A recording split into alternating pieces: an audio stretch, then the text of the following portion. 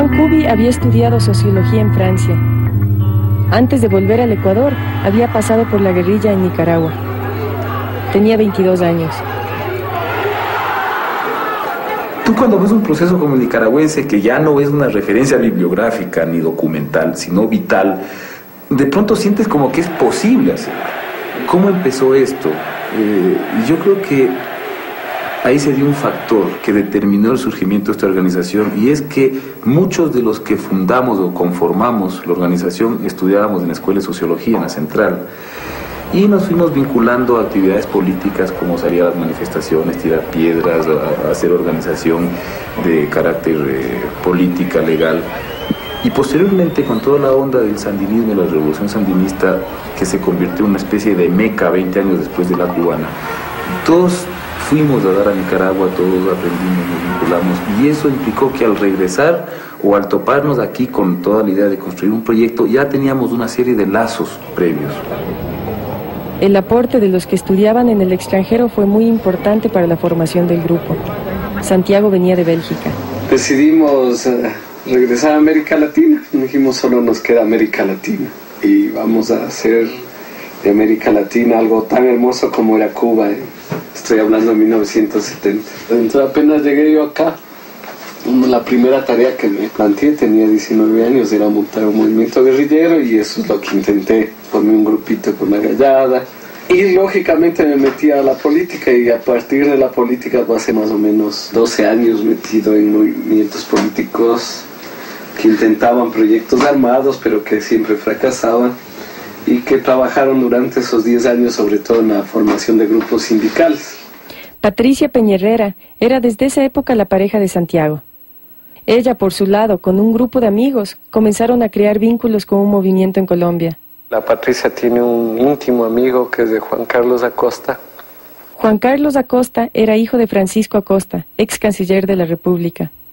Y Juan Carlos Acosta tiene un íntimo amigo que viene recién de Nicaragua, con muchos cuentos de un movimiento sandinista que escuchaba a los Beatles y que usaba lentes Ray-Ban y un arma en el brazo. Entonces era una imagen del bacán. Claro, sí. Y ellos se conectan indirectamente con un movimiento clandestino que intenta hacer una guerrilla en el Ecuador, y comienzan a trabajar para ellos, que están conectados con el M-19. La mayoría de alfaros con quien conversé concuerdan que en ese entonces los partidos de izquierda que proponían los cambios más radicales, como el MIR, estaban en una etapa letárgica.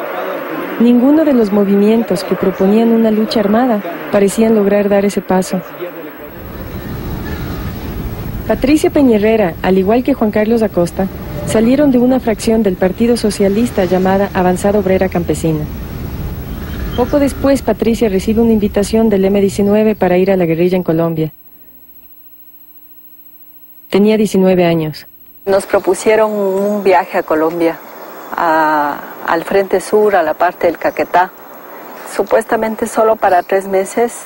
Y cuando ya llegamos allá, a mí personalmente me encantó. No fue una discusión ni política, ni para dónde van, ni cuál es el cuento sustancial del M-19, nada de eso, sino más bien la relación, el vínculo, la manera de concebir la vida guerrillera, los colombianos, de la cháchara, o sea, todo eso me pareció chévere, y yo me fui quedando.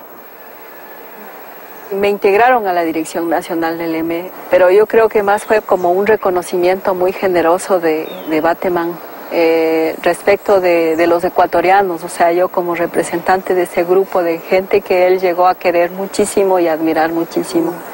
Después de eso, ya teniendo esa designación, cuando estuve en Cuba, ya no pude ser soldado raso, digamos, como me correspondía según mis sentimientos. Patricia llegó a ser jefe de las Fuerzas Especiales del M-19, uno de los rangos más altos de la organización. En esa escuela yo ya hice una especialización que me costó casi mi personalidad. Nosotros, así específicamente, nos dedicábamos a la toma de unidades militares del ejército colombiano. Nos infiltrábamos 8 o 10 personas lentamente a lo largo de 2 noches seguidas en un cuartel y lo atacábamos desde adentro, utilizando un montón de técnicas básicamente vietnamitas, ¿no? Es como unos movimientos de gato que vas haciendo a lo largo de la noche y en el día te escondes en unos huecos que se preparan con anticipación. Si el ambiente es así, tú te tienes que mimetizar más o menos como ese matorral y pasar así de día como que fueras del matorral y de noche avanzas hasta que algún rato llegas. El último en el que participé, donde me hirieron, fue lo que se llamaba un ataque a las fuerzas vivas, o sea, a los soldados mismos del ejército, que entrábamos a que todos se mueran. Era el aniquilamiento total, les llamaban ellos, ¿no? Y eso significa un combate muy, muy terrible, muy duro, muy doloroso, porque cuando ya llegas, las personas reaccionan, ¿no es cierto? Ellos son también formados para reaccionar militarmente, con fusiles, con granadas, con explosivos, y eso se volvió una explosión terrible, un incendio, volaban los techos, las sillas, las bancas, las camas, las cobijas, las personas, todo, ¿no? Entonces sí tengo el recuerdo de que es como un infierno. Creo que un ser humano no está capacitado para vivir la guerra así. Permiso, comandante.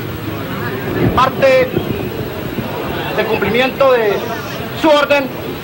Desde ese punto, Patricia fue el vínculo más importante que tuvo el ABC con el M-19. Hemos cumplido. Y entonces llegó un momento en que había que tomar decisión, o con el M o con los Alfaro. Y ese momento los Alfaro era un grupo, una unión de grupos dispersos y liderados por un tipo que era querido por todos y que cocinaba a todos, que era el Arturo. El comandante de Alfaro Vive desde un inicio fue Arturo Jarrín. Él junto a otros dirigentes del grupo fueron alumnos de Santiago Kingman. Jarrín lideraba un grupo conformado de campesinos de la costa y algunos jóvenes de barrios populares de Quito. Presidirá la Junta de Gobierno. La propuesta del ABC tenía fuerza por 2 razones. 1, una lucha armada real, y 2, la unión de varios grupos de izquierda. Nunca llegamos a ser una organización con un tronco único, ¿no? Creo que desde el inicio hasta el final, como que siempre se mantuvo esa idea de que proveníamos de distintas experiencias y nos unimos sólidamente, pero con ciertas como particularidades o identidades. Y ahí es que empieza pues la gente a moverse, ¿sí?, distintas expresiones de estas propuestas político-militares, y ahí nos vinculamos con el Arturo. Yo estuve con el Arturo en Nicaragua. Sí, en ese punto me intrigaba saber qué es lo que le convirtió en líder a Arturo Jarrín. Primero porque la hace. O sea, él no se conectó discutiendo con nadie, sino ¿qué hacemos? Entonces la hace, o sea, hay un montón de gente que quiere construir un grupo armado y él dice, yo sí te lo hago. El Arturo se convirtió en una especie de catalizador, ¿sí? Porque en cierta manera, bueno, tenía un prestigio, tenía buenas relaciones, pero también contó con el compromiso. Por ejemplo, en el caso nuestro, nosotros le pusimos como respaldo para el proceso, para que lo condujera todo el contingente que nosotros manejábamos, todos los recursos. Y eso fue fundamental para que él pudiera negociar al interior de estos espacios diversos y lograr aglutinarlos, ¿no? Jarrín logra juntar no solo a distintos grupos de izquierda en un solo frente, sino que une también a grupos de distintas regiones del país. Él nos habló de la necesidad de un proyecto diferente. Y recuerdo que nos dijo qué opinan de la posibilidad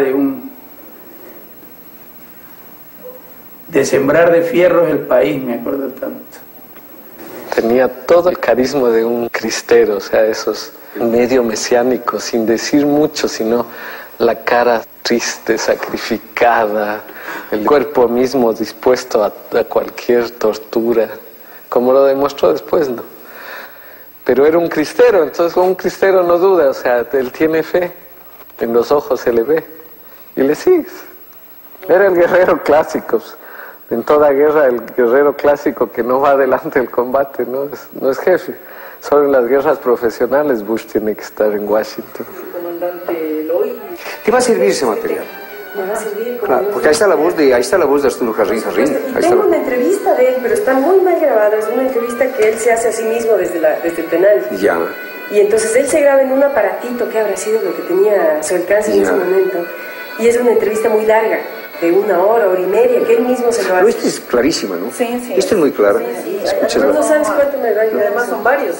varios cassettes. El comandante Lois. Solo te interesa lo de Jarrín, ¿no? No, todo lo que tengas del